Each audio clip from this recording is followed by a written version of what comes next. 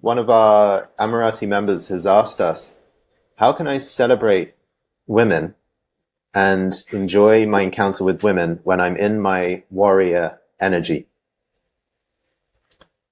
And he asks, how can I really celebrate women without losing my warrior energy?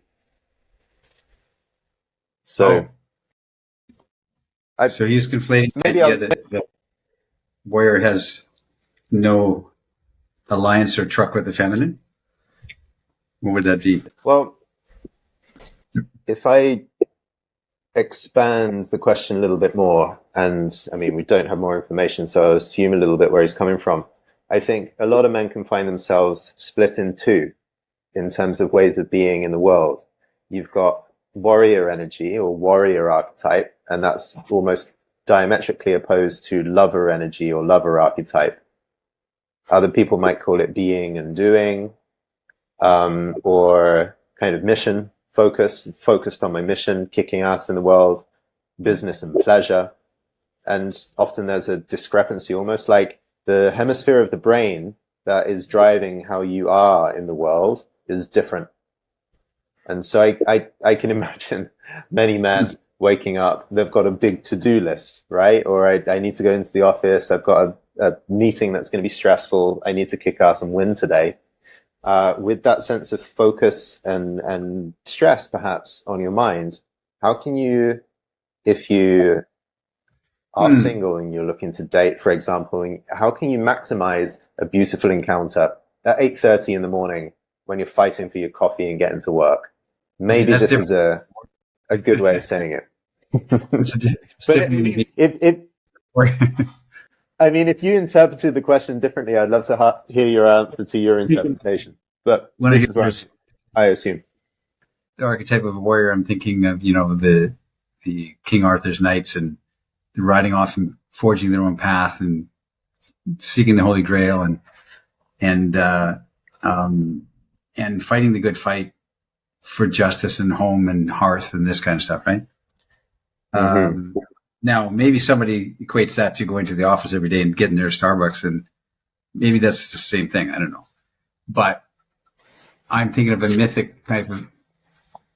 So I could put this in two parts or two ways of looking at this question. How do you have a mythic journey, a hero's quest in your heart and your spirit? It doesn't matter what you're doing in real life. You could be working at a job, but you have the spirit and be recognizing beauty and reaching out to beauty and incorporating the feminine beauty into your spirit in your life.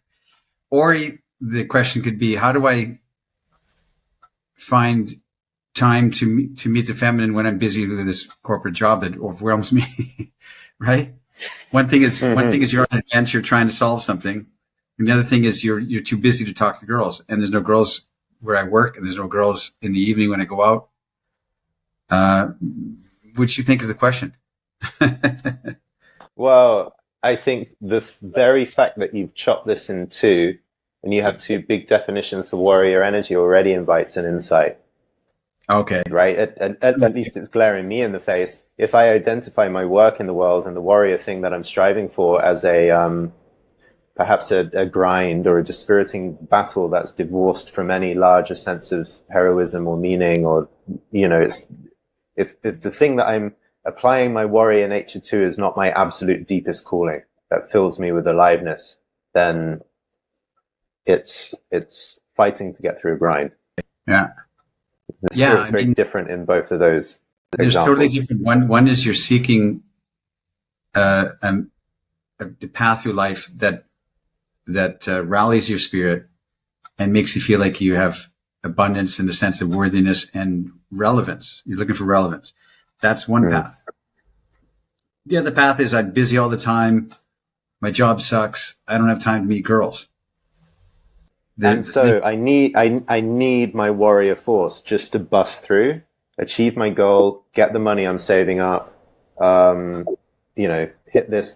I think it's worth saying at this point, because I've heard some conversation in the Amorati recently just about the grind that it takes many men to feel like they have enough financial freedom to start enjoying their lives. And so a lot of men defer their sense of enjoyment. Like, I will go traveling and live as if my life is a great adventure when I've got, multiple five figures in my account. And on the way, while I haven't got that yet, I am committed to this slog, or I'm stuck in this slog. And often in the line for Starbucks, even though there are beautiful women there, I'm vibrating with this angst of I need to get my double shot espresso, mochaccino, latte, whatever it is, and then get back on the metro and make it to work on time. Yeah, I wonder about that, like what's our priorities in life? I guess we might be caught up in, like, say we're an executive at a company and we're very needed and we like it. But it absorbs all of your time and attention and you're completely exhausted because it just, I guess there's a priority driven matter here. And maybe something like Tinder is your only option because you can do that in your, in your leisure time, and your leisure time when you have 10-minute break, as opposed to you can't walk around the park and meet girls on a lazy afternoon because you don't have a lazy afternoon. So I didn't know. And it's probably ever been thus. I mean, somebody's caught up in battles and 500 years ago didn't have time to talk to girls, or tilling the field. So I'm not sure how to answer that question effectively, because I think there's too many ways that we could be bound up by our lot in life and our circumstances and what we've chosen for a career, that there's so many layers and permutations of that to be able to effectively answer that, I think.